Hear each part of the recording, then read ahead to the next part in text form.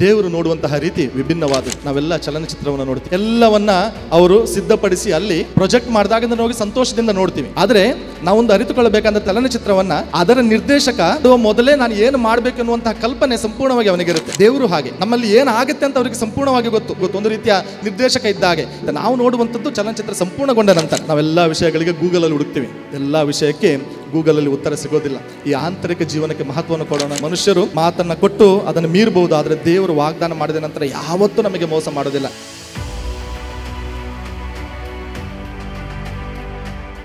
ಪ್ರೀತಿಯ ಸಹೋದರ ಸಹೋದರಿಯರೇ, ಒಂದು ದಿನ ಬಿದಿರು ಬಂದು ದೇವರ ಹತ್ರ ಕೇಳ್ತಂತೆ, ನನ್ನನ್ನು ಯಾಕೆ ಸೃಷ್ಟಿ ಮಾಡಿದೆ? ಒಂದು ಹೂವಿಲ್ಲ, ಹಣ್ಣಿಲ್ಲ, ನೆರಳು ಕೊಡೋಣ ಅಂದರೆ ನೆರಳು ಇಲ್ಲ, ನನ್ನನ್ನು ಯಾಕೆ ಸೃಷ್ಟಿ ಮಾಡಿದೆ? ನನ್ನನ್ನು ನೀನು ಸೃಷ್ಟಿ ಮಾಡಬಾರ್ದಿತ್ತು ಅಂತ ಬಿದಿರು ದೇವರಿಗೆ ಪ್ರಶ್ನೆ ಹಾಕ್ತಂತೆ. ಅದಕ್ಕೆ ದೇವರು ಕೊಟ್ಟಂಥ ಉತ್ತರ, ಮಗು ಹೆದರಬೇಡ, ವಿಶ್ವಾಸದಿಂದಿರು, ನಿನಗೂ ಒಂದು ಯೋಜನೆ ಇದೆ. ನಿನ್ನನ್ನು ನಾನು ಸೃಷ್ಟಿ ಮಾಡಿದ್ದೆ ಆದರೆ ಅದರ ಹಿಂದೆ ಒಂದು ಯೋಜನೆ ಇದೆ. ಆಮೇಲೆ ಅದೇ ಬಿದಿರು ಸಂಗೀತಗಾರನಿಗೆ ಕೊಳಲಾಯಿತಂತೆ, ಅದೇ ಬಿದಿರು ಮಕ್ಕಳಿಗೆ ತೂಗುವ ತೊಟ್ಟಲಾಯಿತಂತೆ, ಅದೇ ಬಿದಿರು ಸುಗ್ಗಿ ಮಾಡಲು ಮೊರವಾಯಿತು, ಬಡವನ ಗುಡಿಸಲಿಗೆ ನೆರಳಾಯಿತು, ಬಟ್ಟೆ ಒಣಗಿಸುವ ಕೋಲಾಯಿತು, ನಂತರ ಒಂದು ಬುಟ್ಟಿ ಆಯಿತು, ಕೊನೆಗೆ ಶವ ಎತ್ತಲು ಆಧಾರವಾಯಿತು.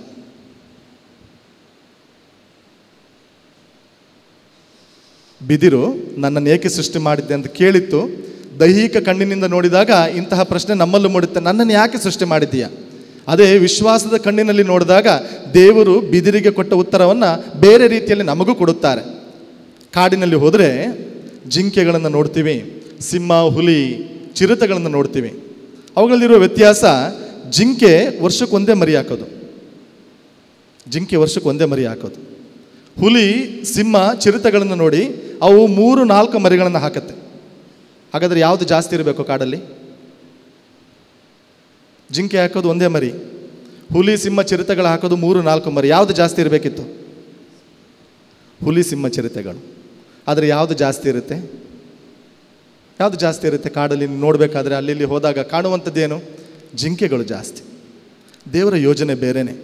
ದೈಹಿಕ ಕಣ್ಣಿನಲ್ಲಿ ನೋಡಿದಾಗ ಹುಲಿ, ಸಿಂಹ, ಚಿರತೆಗಳು ಜಾಸ್ತಿ ಇರಬೇಕು. ಅದು ವಿಶ್ವಾಸದ ಕಣ್ಣಿನಲ್ಲಿ ನೋಡಿದಾಗ, ದೈವಿ ದೃಷ್ಟಿಯಿಂದ ನೋಡಿದಾಗ ಜಿಂಕೆಗಳು ಜಾಸ್ತಿ ಇವೆ. ಇದೇ ಇವತ್ತು ನಾವು ಕಲಿಯಬೇಕಾದಂತಹ ಸಂದೇಶ. ದೈಹಿಕ ಕಣ್ಣಿನಿಂದಲ್ಲ, ವಿಶ್ವಾಸದಿಂದ ನೋಡು ಎಂಬಂತಹ ಸಂದೇಶವನ್ನು ಧ್ಯಾನಿಸುವಾಗ, ವಿಶ್ವಾಸದಿಂದ ನೋಡುವುದೆಂದರೇನು, ಆ ದೃಷ್ಟಿ ಯಾವುದು ಎಂಬುದನ್ನು ಅರಿತುಕೊಳ್ಳುವಂತಹ ಪ್ರಯತ್ನವನ್ನು ಮಾಡೋಣ. ದೃಷ್ಟಿ ಎಂದಾಗ ಅಲ್ಲಿ 2 ವಿಷಯಗಳನ್ನು, 2 ರೀತಿಯ ದೃಷ್ಟಿಯನ್ನು ನೋಡ್ಬೋದು. ಒಂದು ದೈಹಿಕವಾದ ಬಾಹ್ಯ ದೃಷ್ಟಿ, ದೈಹಿಕವಾಗಿ ನಾವು ನೋಡುವಂಥದ್ದು, ನಮಗೆ ಕಾಣುವಂತಹ ವಿಷಯಗಳು. ಆಂತರಿಕವಾದ ದೃಷ್ಟಿ ಅದಕ್ಕಿಂತ ಭಿನ್ನವಾದುದು.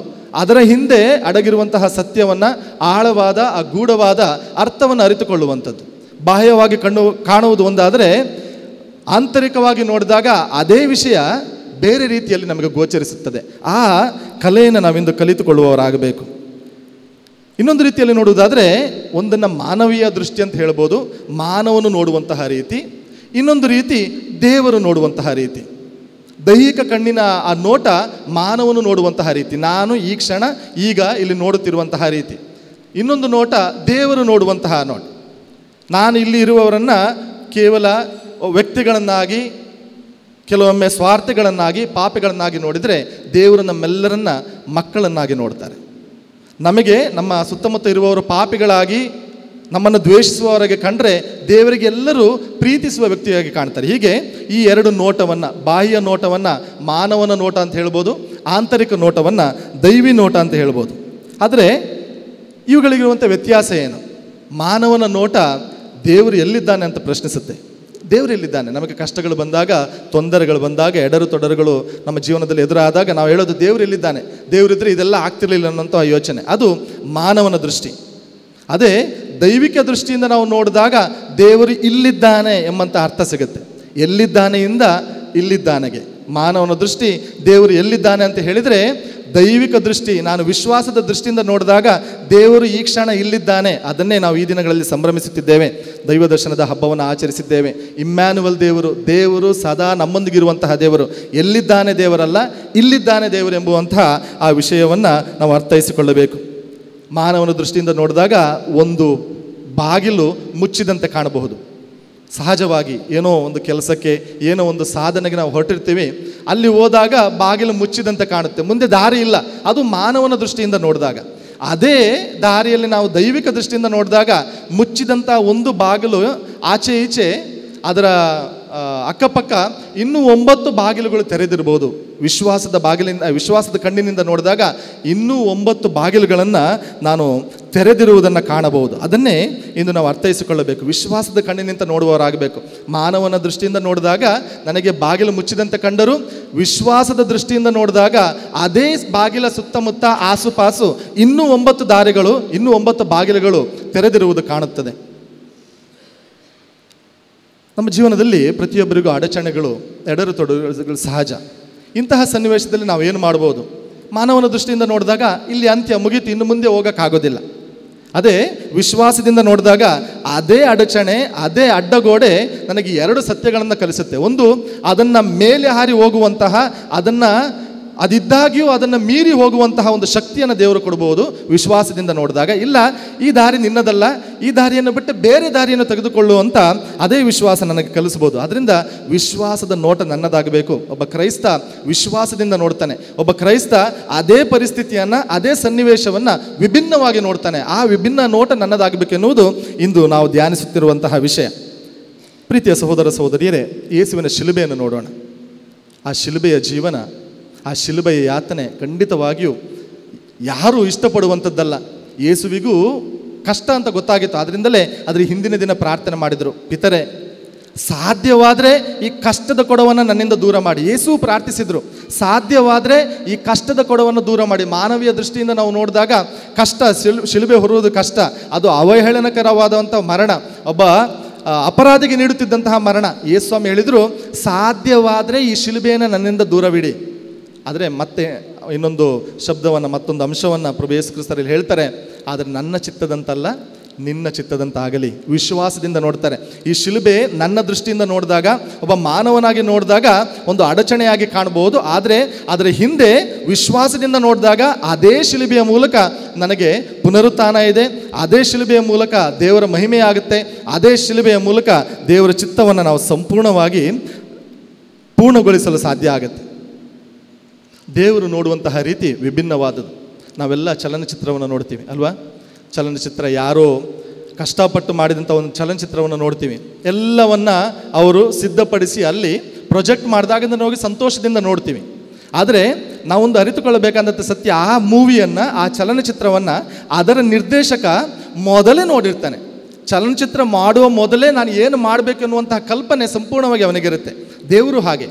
ನಮ್ಮಲ್ಲಿ ಏನಾಗುತ್ತೆ ಅಂತ ಅವರಿಗೆ ಸಂಪೂರ್ಣವಾಗಿ ಗೊತ್ತು. ಇನ್ನು 3 ವರ್ಷಗಳ ನಂತರ, ಇನ್ನು 10 ವರ್ಷಗಳ ನಂತರ ಏನಾಗುತ್ತೆ ಅಂತ ದೇವರಿಗೆ ಗೊತ್ತು. ಒಂದು ರೀತಿಯ ನಿರ್ದೇಶಕ ಇದ್ದಾಗೆ ಏನಾಗಬೇಕು, ಚಲನಚಿತ್ರ ಹೇಗಿರಬೇಕು ಅಂತ ಅವನಿಗೆ ಗೊತ್ತಿರುತ್ತೆ. ನಾವು ನೋಡುವಂಥದ್ದು ಚಲನಚಿತ್ರ ಸಂಪೂರ್ಣಗೊಂಡ ನಂತರ. ಹಾಗೆ ದೇವರು, ನಾನು ವಿಶ್ವಾಸದ ಕಣ್ಣಿನಿಂದ ನೋಡಿದ್ದೇ ಆದರೆ ಆ ಶಕ್ತಿಯನ್ನು ಅವರು ನನಗೂ ಕೊಡ್ತಾರೆ. ದೇವರು ನನಗೆ ಆ ಶಕ್ತಿಯನ್ನು ಕೊಡ್ತಾರೆ. ಆ ವಿಶ್ವಾಸದಿಂದ ನೋಡುವಂತಹ ಶಕ್ತಿ ನಮ್ಮದಾಗಲಿ. ಪ್ರೀತಿಯ ಸಹೋದರ ಸಹೋದರಿಯರೇ, ಒಬ್ಬ ಯುವಕ ಬಂದಿದ್ದ ಕೆಲವು ದಿನಗಳ ಹಿಂದೆ ನನ್ನಲ್ಲಿ ಭೇಟಿಗೆ ಬಂದಾಗ. ಆತ ಹೇಳಿದಂಥ ಮಾತುಗಳು, ಆತನ ಕಷ್ಟವನ್ನು ಕೇಳಿ ಕಣ್ಣೀರಿಡುವಂತಾಗಿತ್ತು. ಅಷ್ಟೊಂದು ಕಷ್ಟದ ಜೀವನ ಆತನದ್ದು. ತಂದೆ ದುಡಿತಾ ಇದ್ದರು, ಅವರಿಗೂ ಏನೋ ರೋಗ ಆಗಿ ಅವರು ಈಗ ಹಾಸಿಗೆ ಹಿಡಿದಿದ್ದಾರೆ. ಆತನ ತಮ್ಮ ದುಡಿಯುವಂತಹ ಶಕ್ತಿ ಇಲ್ಲ, ತಾಯಿಯೂ ಸಹ ವಯಸ್ಸಾಗ್ತಾ ಇದೆ, ಅವರಿಗೂ ದುಡಿಯೋಕ್ಕಾಗೋದಿಲ್ಲ. ಈತ ಚೆನ್ನಾಗಿ ಓದಿದ್ದಾನೆ, ಕೆಲಸ ಸಿಗ್ತಾ ಇಲ್ಲ, ಇದ್ದಂತಹ ಕೆಲಸವನ್ನು ಕಳ್ಕೊಂಡ, ಇದ್ದಂಥ ಒಂದೇ ಮನೆಯನ್ನು ಕಳ್ಕೊಂಡ. ಇಂಥ ಪರಿಸ್ಥಿತಿಯಲ್ಲಿ ಏನು ಮಾಡಬೇಕು ಅಂತ ಗೊತ್ತಾಗಲಿಲ್ಲ. ಆದರೆ ಅವನು ಹೇಳ್ದ, ನನ್ನ ವಿಶ್ವಾಸದಲ್ಲಿ ನಾನು ಬಲಗೊಂಡೆ, ಈ ಎಲ್ಲ ಕಷ್ಟಗಳಿಂದ ನನ್ನ ಜೀವನಕ್ಕೊಂದು ಒಳ್ಳೆಯ ಅಂಶವನ್ನು ಕಲಿತಿದ್ದೇನೆ, ಅದು ನನಗೆ ಶಕ್ತಿ ನೀಡಿದೆ. ಇವತ್ತು ನಾನು ಹೆದರೋದಿಲ್ಲ, ಎಂಥ ಕಷ್ಟ ಬಂದರೂ ಜಯಿಸಿ ಮುನ್ನಡೆಯುವಂಥ ಶಕ್ತಿ ನನ್ನಲ್ಲಿದೆ, ಇವೆಲ್ಲ ನನ್ನನ್ನು ಬೆಳೆಸಿದೆ ಅಂತ ಹೇಳ್ದ. ಖಂಡಿತವಾಗಿಯೂ ಆತನ ಮಾತುಗಳಲ್ಲಿ ಪ್ರೀತಿಯ ಸಹೋದರ ಸಹೋದರಿಯರೇ ಗೂಢವಾದ ಅರ್ಥ ಇದೆ. ಆದ್ದರಿಂದ ದೇವರ ಆ ಚಿತ್ತವನ್ನು ಅರಿತುಕೊಳ್ಳುವಂತಹ ಪ್ರಯತ್ನವನ್ನು ಮಾಡೋಣ. ಆ ಭರವಸೆಯ ನೋಟ, ವಿಶ್ವಾಸದ ನೋಟ ದೇವರ ಚಿತ್ತವನ್ನು ಅರಿತುಕೊಳ್ಳುವಂಥದ್ದು. ನಾನು ಮನುಷ್ಯನ ದೃಷ್ಟಿಯಿಂದ ನೋಡಿದ್ದೆ, ಆದರೆ ದೈಹಿಕವಾಗಿ ನೋಡಿದ್ದೆ. ಆದರೆ ಪ್ರತಿಯೊಂದು ಸನ್ನಿವೇಶ ಕೇವಲ ಒಂದು ಸನ್ನಿವೇಶವಾಗಿ ಕಾಣುತ್ತೆ. ಅದನ್ನೇ ನಾನು ವಿಶ್ವಾಸದಿಂದ ನೋಡಿದಾಗ ಅದು ದೇವರ ಯೋಜನೆ ಅಂತ ಕಾಣುತ್ತೆ. ನಾನು ದೈಹಿಕ ದೃಷ್ಟಿಯಿಂದ ನೋಡಿದಾಗ ನನ್ನ ಮುಂದೆ ಇರುವಂಥದ್ದು ಕೇವಲ ಆಹಾರ, ಅನ್ನ, ಸಾರು, ಏನೋ ಊಟ ಮಾಡ್ತೀವಿ ಅದು. ಅದೇ ನಾನು ದೈವಿಕ ದೃಷ್ಟಿಯಿಂದ ನೋಡಿದಾಗ ಅದೇ ಆಹಾರ ದೇವರು ನನಗೆ ನೀಡುವಂತಹ ಪೋಷಣೆ, ದೇವರು ನನ್ನನ್ನು ಕಾಯುವಂತಹ ಆ ರೀತಿ, ದೇವರ ರಕ್ಷಣೆ. ಅದೇ ಆಹಾರ ವಿಶ್ವಾಸದ ಕಣ್ಣುಗಳಿಂದ ನೋಡಿದಾಗ ಅದು ದೇವರ ಪೋಷಣೆಯಾಗುತ್ತೆ. ಅದರಿಂದ ವಿಶ್ವಾಸದ ಕಣ್ಣುಗಳು ನಮ್ಮದಾಗಲಿ. ವಿಶ್ವಾಸದ ಕಣ್ಣುಗಳಿಂದ ನೋಡಿದಾಗ ಎಲ್ಲವೂ ಉದ್ದೇಶಪೂರ್ವಕವಾಗಿ ಕಾಣುತ್ತೆ. ಅದೇ ನನ್ನ ಕಣ್ಣುಗಳಿಂದ ನೋಡಿದಾಗ ಎಲ್ಲವೂ ಆಕಸ್ಮಿಕ ಎಂದಂತೆ ನಮಗೆ ಗೋಚರವಾಗುತ್ತದೆ. ನಾವು ಮಾನವನ ದೃಷ್ಟಿಯಿಂದ ನೋಡಿದಾಗ ಇನ್ನೂ ಬೇಕು ಅನ್ನುವಂತಹ ಕಲ್ಪನೆ ನನ್ನಲ್ಲಿ ಮೂಡುತ್ತೆ. ಅದೇ ನಾನು ದೈವಿಕ ದೃಷ್ಟಿಯಿಂದ ನೋಡಿದಾಗ ಇರುವುದು ಸಾಕು ಎನ್ನುವಂತಹ ಕಲ್ಪನೆ, ಆ ವಿಶ್ವಾಸ ನಮ್ಮದಾಗುತ್ತೆ. ಹಳೆ ಒಡಂಬಡಿಕೆಯಲ್ಲಿ ನಾವು ಜೋಸೆಫನನ್ನು ನೋಡೋಣ. ಅವನ ಅಣ್ಣ ತಮ್ಮಂದಿರೇ ಆತನನ್ನು ಮಾರಿದ್ರು. ಅದೇ ಜೋಸೆಫ್ ನಂತರ ಅದೇ ಇಸ್ರಾಯೇಲರಿಗೆ ಒಂದು ರೀತಿಯ ರಕ್ಷಕ ಆಗ್ತಾನೆ. ಒಂದು ರೀತಿಯಲ್ಲಿ ದೇವರು ಅವತ್ತು ಜೋಸೆಫನನ್ನು ಮಾರಿಸುವ ಮೂಲಕ ಇಸ್ರಾಯೇಲರಿಗೆ ಮುಂದೆ ರಕ್ಷಣೆ ನೀಡುವಂತಹ ಸಾಧನವನ್ನಾಗಿ ಆತನನ್ನು ರೂಪಿಸಿದರು. ಹಾಗೆ ನಮ್ಮ ಜೀವನದಲ್ಲಿ ಅನೇಕ ವಿಷಯಗಳು ಈ ಕ್ಷಣ ನಮಗೆ ಗೊತ್ತಾಗದೇ ಇರ್ಬೋದು, ದೈಹಿಕ ಕಣ್ಣುಗಳಿಗೆ ಅದು ಗೋಚರವಾಗದೇ ಇರ್ಬೋದು. ಆದರೆ ವಿಶ್ವಾಸದ ಕಣ್ಣುಗಳಿಂದ ನೋಡಿದಾಗ ಅದರ ಹಿಂದೆ ಒಂದು ದೈವಿಕ ಯೋಜನೆ ಇದೆ, ನಮ್ಮನ್ನು ರಕ್ಷಿಸುವಂತಹ, ಪೋಷಿಸುವಂತಹ ಒಂದು ಯೋಜನೆ ಇದೆ ಎಂಬುದು ನಮಗೆ ತಿಳಿಯುತ್ತದೆ. ಯೇಸುವಿನ ಶಿಲುಬೆ ಬಗ್ಗೆ ಈಗಲೇ ಹೇಳಿದೆ. ಆ ಶಿಲುಬೆಯ ಹಿಂದೆ ದೇವರ ಯೋಜನೆ ಇತ್ತು, ನಮ್ಮೆಲ್ಲರನ್ನ ಉದ್ಧರಿಸುವಂತಹ ಯೋಜನೆ ಇತ್ತು, ನಮ್ಮೆಲ್ಲರನ್ನ ರಕ್ಷಿಸುವಂತಹ ಯೋಜನೆ ಇತ್ತು. ಅದೇ ದೇವರು ನಮಗೂ ಅಂತಹ ವಿಶ್ವಾಸದ ಕಣ್ಣಿರಲಿ ಎಂಬುವಂತಹ ಕರೆಯನ್ನು ಇಂದು ನಮಗೆಲ್ಲರಿಗೂ ನೀಡುತ್ತಾರೆ. ಸಂತ ತೆರೇಸಮ್ಮನವರು ಸಂತರಾಗಿ 100ನೇ ವರ್ಷದ ಈ ಸಂಭ್ರಮದಲ್ಲಿ ನಾವಿರುವಾಗ ಅವರ ಜೀವನದಲ್ಲಿ ಒಂದೆರಡು ಸತ್ಯಗಳನ್ನು ನಾವು ಕಲಿಯುವಂತಹ ಪ್ರಯತ್ನವನ್ನು ಮಾಡೋಣ. ಮೊದಲನೇದಾಗಿ ಅವರ ತಂದೆ ತಾಯಿ ಇಬ್ಬರಿಗೂ, ತಂದೆಗೆ ಯಾಜಕನಾಗುವಂಥ ಆಸೆ ಇತ್ತು, ತಾಯಿಗೆ ಕನ್ಯಾಮಠವನ್ನು ಸೇರುವಂಥ ಆಸೆ ಇತ್ತು. ಆದರೆ ಇಬ್ಬರ ಆಸೆಯು ನೆರವೇರಲಿಲ್ಲ. ನಂತರ ಅವರಿಬ್ಬರು ಮದುವೆಯ ಸಂಸ್ಕಾರದಲ್ಲಿ ಒಂದಾಗ್ತಾರೆ.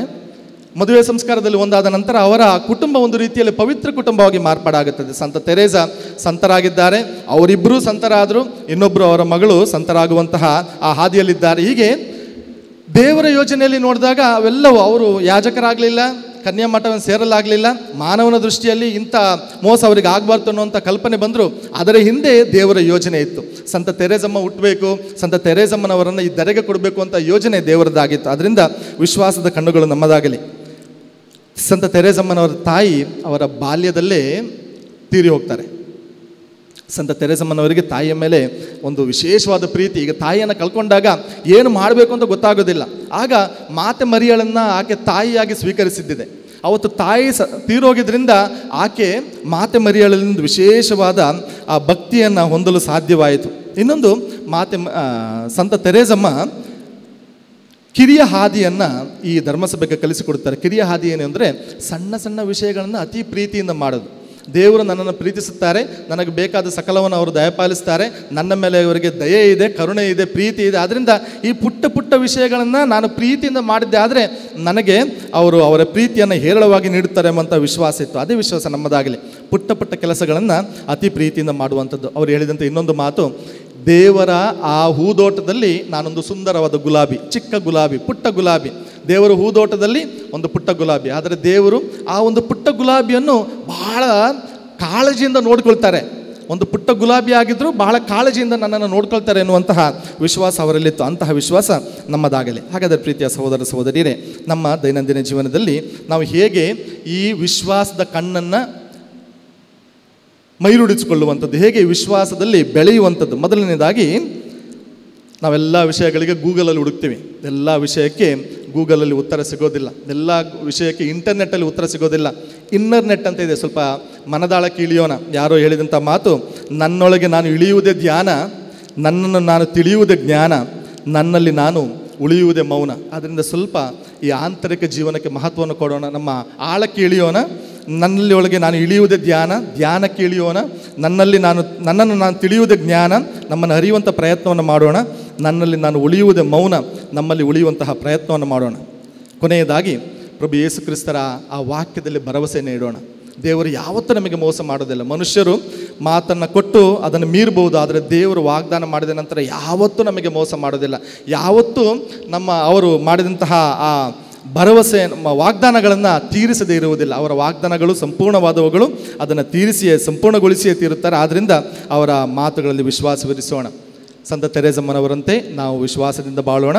ಬಾಲ ಯೇಸು ಸದಾ ನಮ್ಮೊಂದಿಗಿರುವಂತಹ ಯೇಸು, ನನ್ನನ್ನು ಎಷ್ಟು ನೀನು ಗೌರವಿಸುತ್ತೀಯೋ ಅದಕ್ಕೂ ಮಿಗಿಲಾಗಿ ನಿನ್ನನ್ನು ಆಶೀರ್ವದಿಸುವೆ ಎನ್ನುವಂತಹ ಯೇಸು ಅವರಲ್ಲಿ ವಿಶ್ವಾಸ ಇರಿಸಿ ನಮ್ಮ ಕಷ್ಟ ಸಂಕಷ್ಟಗಳಲ್ಲಿ ಎದೆಗುಂದದೆ ಗೊಣಗದೆ ಧೈರ್ಯದಿಂದ ವಿಶ್ವಾಸದ ಕಣ್ಣುಗಳನ್ನು ನೋಡುತ್ತಾ ಭರವಸೆಯ ಈ ಹಾದಿಯಲ್ಲಿ ಪ್ರಯಾಣದಲ್ಲಿ ಮುಂದೆ ಸಾಗೋಣ. ಆಮೇನ್.